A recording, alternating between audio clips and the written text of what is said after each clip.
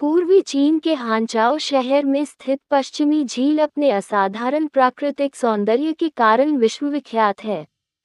14वीं शताब्दी में इटली के मशहूर यात्री मार्को पोलो जब हानचाओ आया, उसने पश्चिमी झील की खूबसूरती देखकर उसकी इन शब्दों में सराहना की, जब मैं यहाँ पहुँचा तो लगा जैसे मैं स्वर्ग में आ गया हूँ। पश्चिमी झील पूर्वी चीन के चेचियान प्रांत की राजधानी हानचाओ शहर का एक मोती मानी जाती है। वह तीनों तरफ पहाड़ों से घिरी है। झील के पानी स्वच्छ और दृश्य मनमोहक है। चीन के प्राचीन महाकवि पाइचियुई और सु तुनपो के नाम से नामांकित दो तटबंध पाई बांध और सु बांध झील के स्वच्छ जल राशि के भीतर दो हरित फीतों की तरह लेटे मालूम पड़ते हैं। तटबंधों पर कतारों में हरे भरे पेड़ खड़े झील के सौंदर्य में चार चांद लगा देते हैं। सदियों से बड़ी संख्या में कवियों और चित्रकारों ने पश्चिमी झील के सुंदर दृश्यों का कविता और चित्रों में वर्णन किया है।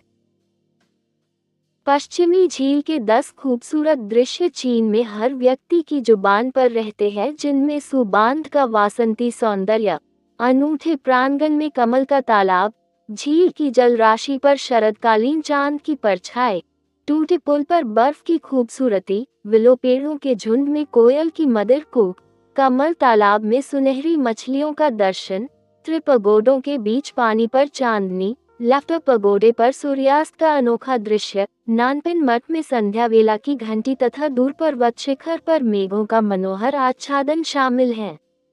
पश्चिमी झील के बारे में अनेक मनमोहक लोक कथाएं प्रचलित हैं, जिनमें से टूटे पुल पर बर्फ नामक सौंदर्य में चर्चित टूटे पुल से जुड़ी एक लोक कथा आज तक चीनियों में असाधारण रूप से लोकप्रिय है। इस कथा में सफेद नाग से मानव सुंदरी में परिवर्तित एक युवती और शिवस्यान नाम के युवक के सच्चे प्रेम का वर्णन किया गया है। दोनों की पहली मुलाकात इस टूटे पुल पर ही हुई थी। लोककथा का कथानक इस प्रकार है।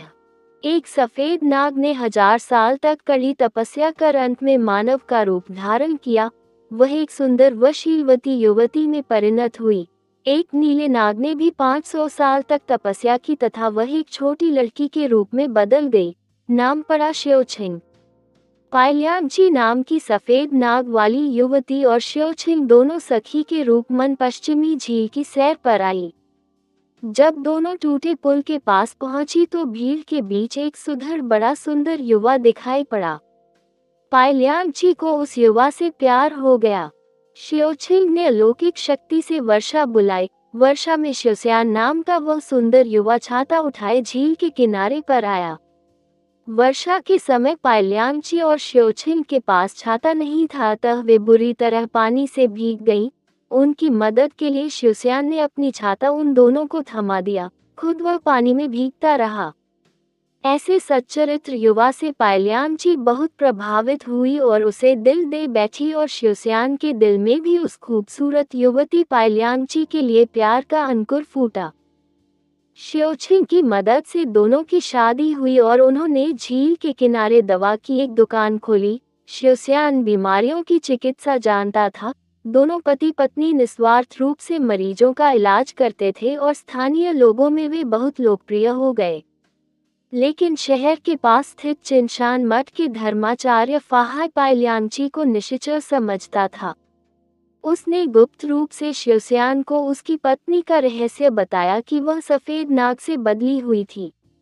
उसने शिवस्यान को पायलियांची का असली रूप देखने की एक तरकीब भी बताई। शिवस्यान को फाहाई की बातों से आशंका हुई। चीन का त्वानवु पर्व प्राचीन काल से ही खूब हर्षोल्लास के साथ मनाया जाता रहा है। इस उत्सव पर लोग चावल से बनाई मदिरा पीते थे। वे मानते थे कि इससे किसी भी प्रकार के अमंगल से बचा जा सकता है। इस उत्सव को मनाने के दिन शिवस्यान ने फाहाई द्वारा बताए तरीके से अपनी पत्नी पायलियांची को मदिरा पिलाई। इन दिनों पायलियांची गर्भवती थी। मदिरा उसके लिए हानिकर थी, लेकिन पति के बारंबार कहने पर उसे मदिरा का सेवन करना पड़ा। मदिरा पीने के बाद वह सफेद नाग के रूप में बदल गई, जिससे भय खाकर शिवस्यान की मौत हो गई। अपने पति की जान बचाने के लिए गर्भवती पायल्यामची हजारों मील दूर तीरथ खुनलुन पर्वत में रामबाण औषधि गलोदर्म की चोरी करने गई। गलोदर्म की चोरी के समय उसने जान हथेली पर रखकर वहां के रक्षकों से घमासान युद्ध लड़ा। पायल्यामची के सच्चे प्रेम भाव से प्रभावित होकर रक्षकों ने उसे रामबाण औषधि भेंट की। पायल्यामची ने अपने पति की जान बचाई। शिवस्यान भी अपनी पत्नी के सच्चे प्यार के वशभूत हो गया। दोनों के बीच का प्रेम पहले से भी अधिक प्रगाढ़ हो गया। किंतु धर्माचार्य फाहाई को ये सहन न हुआ कि पायल्यामची अभी तक जीवित है। उसने शिवस्यान को धोखा देकर चिनशान मठ में बंद कर दिया और उसे भिक्षु बनने पर मजबूर किया। इस पर पायल्यामची और श्योछिंग को अत्यंत क्रोध आया। दोनों ने जल जगत के सिपाहियों को लेकर चिनशान मठ पर हमला बोला और शिवस्यान को बचाना चाहा। उन्होंने बाढ़ बुलाकर मठ पर धावा करने की कोशिश की, लेकिन धर्माचार्य फाहाई ने भी दिव्य शक्ति दिखाकर हमले का मुकाबला किया। क्योंकि पायल्यामची गर्भवती हुई थी और बच्चे का जन्म देने वाली थी, इसलिए वह फाहाई से हार गई और श्योछिंग की सहायता से पीछे हटकर चली गई। वो दोनों फिर पश्चिमी झील के टूटे पुल के पास आई। इसी वक्त मठ में नजरबंद हुए शिवस्यान मठ के बाहर चली युद्ध की गड़बड़ी से मौका पाकर भाग निकला। वह भी टूटे पुल के पास आ पहुंचा।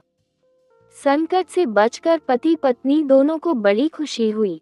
इसी बीच पायल्यामची ने अपने पुत्र का जन्म दिया, लेकिन बेरहम फाहाई ने पीछा करके पायल्यामची को पकड़ा और उसे पश्चिमी झील के किनारे पर खड़े लाफ्टर पगोडे के तले दबा दिया और यह शाप दिया कि जब तक पश्चिमी झील का पानी नहीं सूख जाता और लाफ्टर पगोडा नहीं गिरता, तब तक पायल्यामची बाहर निकलकर जग में नहीं लौट सकती। वर्षों की कड़ी तपस्या के बाद श्योछिंग को भी सिद्धि प्राप्त हुई। उसकी शक्ति असाधारण बढ़ी। उसने पश्चिमी झील लौटकर धर्माचार्य फाहाई को परास्त कर दिया, पश्चिमी झील का पानी सोख लिया और लाफ्टर पगोडा गिरा दिया एवं सफेद नाग वाली पायल्यामची को बचाया। ये लोककथा पश्चिमी झील के कारण सदियों से चीनियों में अमर रही और पश्चिमी झील का सौंदर्य इस सुंदर कहानी के कारण और प्रसिद्ध हो गया।